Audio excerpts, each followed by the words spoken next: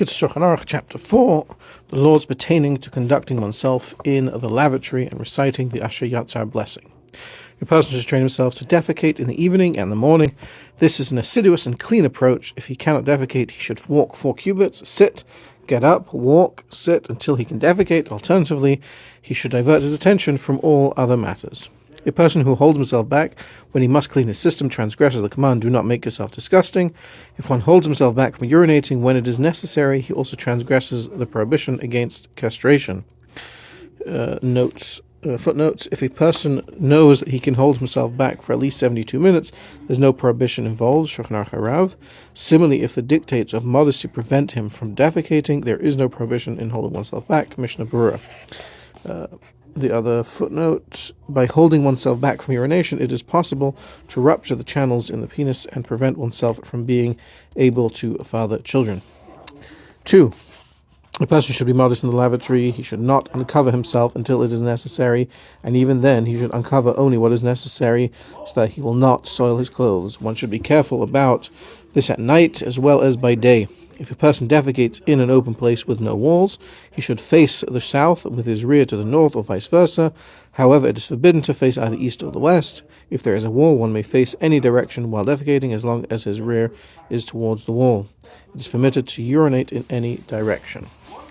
Footnote, it is improper to point oneself to the east or west because the Shekhinah is in the west. This applies even when one is not located to the west of Jerusalem. In such an instance, it is also advisable not to point one's rear in the direction of Jerusalem.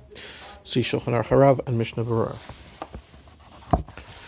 A person should not defecate in the presence of another person, even a Gentile. However, it is permitted to urinate in public, even during the day, if it is necessary, because there is a danger in holding oneself back. However, it is proper to turn to the side. 3.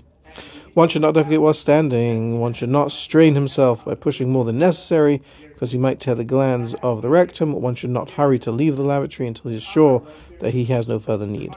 When a person urinates in a standing position, he should take care that drops do not fall in his shoes or clothes. He should take extreme care not to hold his member with his hands. It is forbidden to think about the words of the Torah in the lavatory. See chapter 5. Thus, while the person is there, it is preferable for him to think about his business and accounts. In this way, he will not think about the words of Torah or forbidden things. On the Shabbos, when it is forbidden to think about one's business, one should think about the wondrous things that he saw or heard and the like. 5. He should take care to wipe himself carefully. If even the slightest amount of feces are found at the anus, it is forbidden to recite any holy words. See chapter 5, Law 3. A person should not wipe himself with his right hand, because he uses it to tie the tefillin, nor should he wipe himself with the middle finger of his left hand, for he winds the straps of the tefillin around that finger.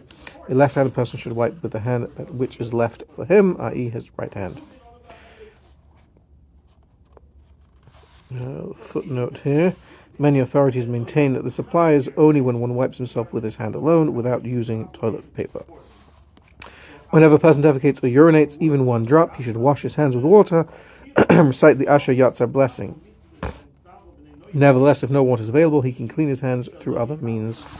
Recite the blessing Asher Yotzar and involve himself in other holy matters, as explained at the conclusion of chapter 2. If he urinated or defecated and forgot to recite Asher Yotzar, urinated or defecated again, and then remembered that he did not recite the blessing the first time, he has to recite the blessing only once. If a person has diarrhea and knows that he will have to defecate a number of times, he should not recite the blessing until he has concluded.